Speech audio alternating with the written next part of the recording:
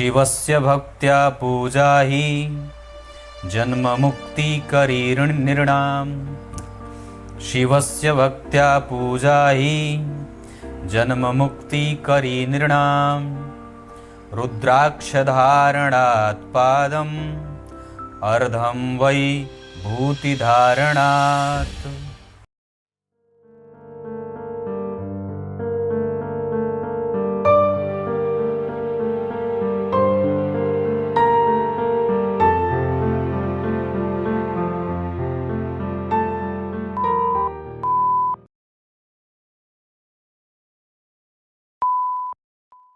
प्रिय दर्शकों नमस्कार, एक बार फिर से उपस्थित हूं आप सबके सामने शुक्रवार के कार्यक्रम में।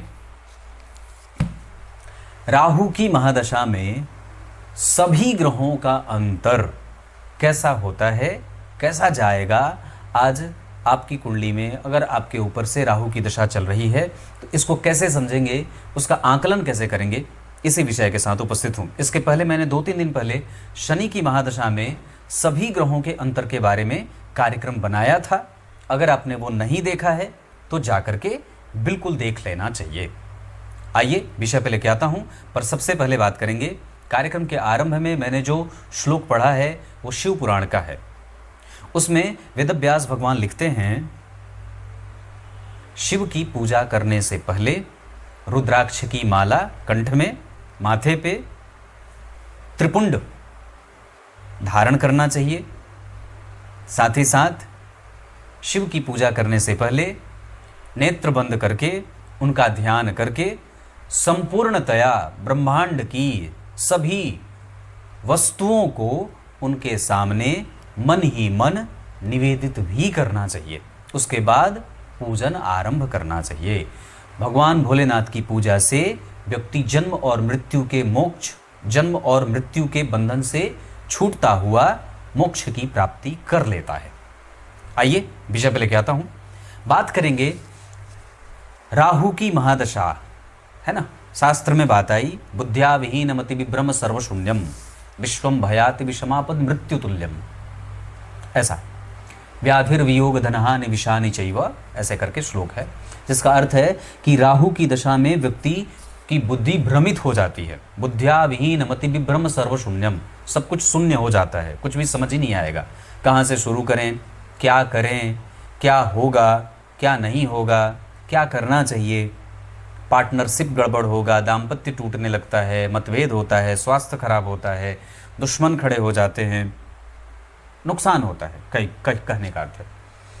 पर इसी ग्रह की महादशा में राहु में राहु, राहु में गुरु, राहु में शनि, राहु में बुध, राहु में केतु, राहु में शुक्र, राहु में सूर्य, राहु में चंद्रमा, राहु में मंगल, ये कैसे जाने वाले हैं।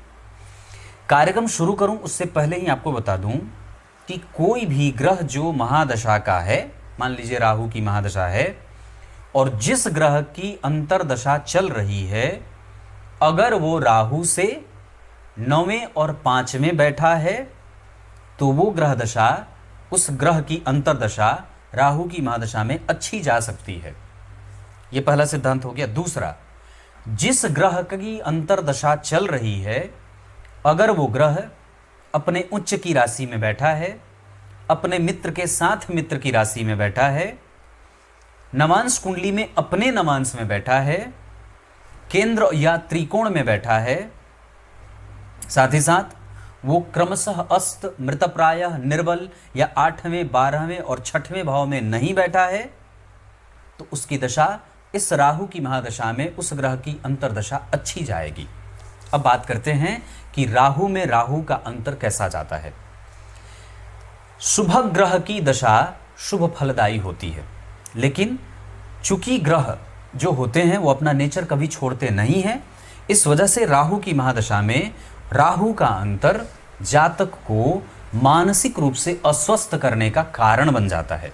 अगर आपकी कुंडली में राहु दूसरे भाव के स्वामी के साथ, 7वें भाव के स्वामी के साथ, 8वें भाव के स्वामी के साथ, 12वें भाव के स्वामी के साथ और अष्टम भाव के साथ साथ 6वें भाव के स्वामी के साथ अगर किसी भी प्रकार से संबंध में नहीं है तो राहु की दशा में राहु का अंतर अच्छा होगा। लेकिन अगर ये राहु आपकी कुंडली में अच्छा नहीं होगा, अगर बैठे हैं इन भावों में तो अच्छा नहीं होगा, या इस भाव के स्वामी के साथ अगर बैठे हैं तो अच्छा नहीं होगा। अगर यहाँ नहीं बैठे हैं तो ये दशा अच्छी जाती है। लेकिन सामान्यतया शास्त्रकार लिखते हैं कि किसी भी ग्रह की महादशा में उसी ग्रह का जो अंतर होता है वो कष्ट देता है, वो देर से एक्टिव होता है। जैसे कि आकाश से अगर कोई प्रक्षेपण यान जब हमारी पृथ्वी पर प्रवेश करता है, जब कोई होता है ना वो अंतरिक्ष यान जब प्रवेश करता है वापस आता है तो घर्षण होता है, अग्नि भी उसमें कई बार अग्नि भी प्रज्वलित हो जाती है, आग भी लग जाता है। तो वो वैसा ही कुछ परिणाम राहु की महादशा में राहु का अंतर भी यहाँ करता है, क्योंकि वो तब हमारे जीवन से वो अपना तालमेल बिठाता है। ग्रह हमारे ही सदृश हमसे प्रभावित होते हुए, उनसे प्रभावित होते हुए हमारा जीवन चलता है। तो मैंने बात कही कि राहु की महादशा में राहु का अंतर काफ़ी हद तक व्यक्ति को सफोकेट करता है, कंफ्यूज करता है, परेशान करता है, डिप्रेस करता है। लेकिन अगर राहु आपकी कुंडली में चौथे, पांचवें, 10वें, एकादशवें केंद्र और त्रिकोण या योग कारक ग्रह के साथ बैठे हैं, नक्षत्र के स्वामी अगर राहु की बलवान होकर के बैठे हैं, तो फिर राहु की दशा अच्छी जाएगी। अब बात करेंगे कि राहु की महादशा में गुरु का अंतर कैसा है। अगर राहु की महादशा में गुरु का अंतर आ रहा है और आपके ऊपर से चल रहा है, और अगर गुरु आपकी कुंडली में अच्छे हैं, उच्च के हैं, स्वग्रही हैं, मित्र के साथ, मित्र की राशि में केंद्र और त्रिकोण में बैठे हैं, तो ये आपको धनवान बनाएंगे, नौकरी देंगे, सुखी बनाएंगे, स्वास्थ्य लाभ देंगे और प्रतिष्ठा की वृद्धि करने के साथ साथ आभूषण आदि में निवेश करने वाला भी बना देते हैं। लेकिन अगर गुरु आपकी कुंडली में कमज़ोर होकर बैठे हैं, अस्त हैं, नीच के हैं, पापकर्त्री में हैं, नमांश कुंडली में नीच के बैठे हैं, शत्रु के नमांश में बैठे हैं, तो फिर ये भवन भूमि वाहन से वंचित करते हैं, नौकरी में मतभेद देते हैं, कष्ट देते हैं शरीर में, और मतभेद देते हैं परिवार में, संतान से विमुख होना पड़ता है, दूर जाना पड़ता है। ये सब चीज़ें देखने को मिलती हैं, बाधाएं आती हैं कार्यक्षेत्र में। अब बात करते हैं कि राहु में अगर शनि का अंतर आएगा तो कैसा होगा। राहु में गुरु, अब राहु में शनि आ गए, और अगर शनि आपकी कुंडली में अच्छे हैं, बुरे हैं, चाहे कैसे भी हैं, पर फिर भी राहु में शनि का अंतर काफ़ी लोगों की कुंडली को डिप्रेसिव करने वाला होता है। ये परेशान करने वाली दशा होती है, शरीर से, स्वास्थ्य से, मानसिक, आर्थिक, सामाजिक, राजनीतिक, पारिवारिक और हर तरीके से ये पहले कष्ट देंगे, उसके बाद थोड़ा थोड़ा आराम देते हैं। अगर शनि आपकी कुंडली में 8वें, 12वें भाव में, 7वें और तीसरे भाव में बैठे हैं, दूसरे में बैठे हैं, तब तो ये मृत्यु तुल्य कष्ट दे देते हैं। कई बार ये माता को रुग्ण बना देते हैं, व्यक्ति का स्वास्थ्य कमज़ोर होता है, कारोबार कमज़ोर हो जाता है, बिल्कुल ही काम बंद हो जाता है। ऐसी अवस्था में शिव जी की पूजा करनी चाहिए और निश्चित रूप से अपनी कुंडली का अध्ययन बेहतर तरीके से करना होता है। राहु में बुध का जो अंतर आएगा वो व्यक्ति के मति को भ्रम में ले जाने वाला होता है, साथ ही साथ संतान से मतभेद देने वाला होता है। राहु में बुध का अंतर व्यक्ति को जहां दिमाग लगाना चाहिए वहां नहीं लगाता है, जिससे मैत्री करनी चाहिए उससे शत्रुता कर लेता है, जिससे शत्रुता होनी चाहिए उससे मैत्री हो जाती है। नुकसान गलत तरीके से धन कमा करके होता है, गलत जगह पे धन कमा करके व्यक्ति का नुकसान हो जाता है। ये कई तरीके से व्यक्ति को मानसिक रूप से, तार्किक रूप से अस्वस्थ करने का कारण भी बन जाती है। राहु में बुध का अंतर व्यक्ति को कई बार गलत मैत्री, गलत संगति में ले जाने वाला भी होता है। लेकिन अगर आपकी कुंडली में बुध उच्च के बैठे हैं, केंद्र में बैठे हैं, त्रिकोण में बैठे हैं, दशम स्थान में, एकादश में और नवम स्थान में बैठे हैं, राहु से नवम और पंचम के संबंध में बैठे हैं, तो ये राहु में बुध की अंतर्दशा नौकरी देगी, प्रतिष्ठा देगी, वाणी का सुख देती है, व्यक्ति के प्रभावों में वृद्धि होती है, बड़ों का आशीर्वाद मिलता है, धर्म का सुख मिलता है, दान, पूजा पाठ, मंत्र जप आदि में मन लगता है। मतलब ये अच्छी बात हो जाती है। बुध के बाद आते हैं केतु। राहु में केतु का अंतर मानसिक कष्ट देता है। अगर ये केतु योग कारक ग्रह की राशि में नहीं बैठे हैं, योग कारक ग्रह के साथ संबंध नहीं बना रहे हैं, द्वितीय और अष्टम, 12वें, 6वें आदि बैठे हैं, तो ये बहुत मानसिक कष्ट देते हैं, यहाँ तक कि मृत्यु भी ला देते हैं।